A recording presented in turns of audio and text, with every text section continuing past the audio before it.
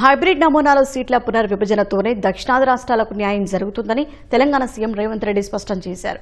కేంద్రం పెంచాలనుకుంటున్న లోక్సభ సీట్లలో 50% జనాభా ప్రాతిపదికన మిగిలిన 50% రాష్ట్రాల స్థూల ఆర్థిక వృద్ధి రేటు ఆధారంగా పునర్విభజన చేయాలని డిమాండ్ చేశారు. దామాషా పద్ధతిలో 50% సీట్లు పెంచితే దక్షిణాదికి తీవ్ర నష్టమని ప్రధాని మోదీ ఈ సమస్యను అత్యంత ప్రమాదకరంగా వాడుకుంటున్నారని ఆరోపించారు.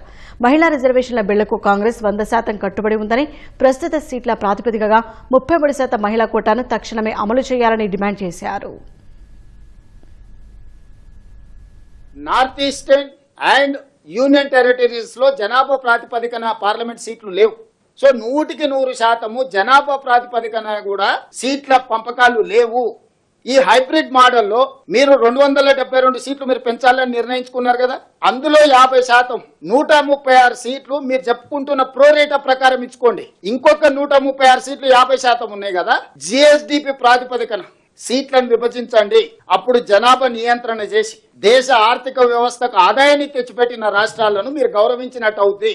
కాబట్టి ఈ హైబ్రిడ్ మోడల్ తీసుకోండి. మొదట మహిళా బిల్లు పాస్ చేయండి. ఇప్పుడు ఉన్న సీట్ల ప్రాతిపదికన 33% రిజర్వేషన్లు లోక్సభలో అదేవిధంగా శాసనసభలో పెంచడానికి బిల్లును ఆమోదించుకొని భవిష్యత్తులో సీట్లు పెంచడానికి, నియోజకవర్గాల పునర్విభజన చేయడానికి ఎలాంటి విధి విధానాలు తీసుకుంటే బాగుంటుందో సభలోనే కాకుండా బయట వచ్చి ప్రజలతో కూడా చర్చించండి, సూచనలు తీసుకోండి. ఒక ఎక్స్పర్ట్స్ కమిటీని అపాయింట్ చేయండి. మొత్తం పూర్తిగా దాన్ని ఒక నివేదిక ఇచ్చిన తర్వాత ఆ నివేదికను మళ్ళీ సభలో చర్చకు పెట్టండి.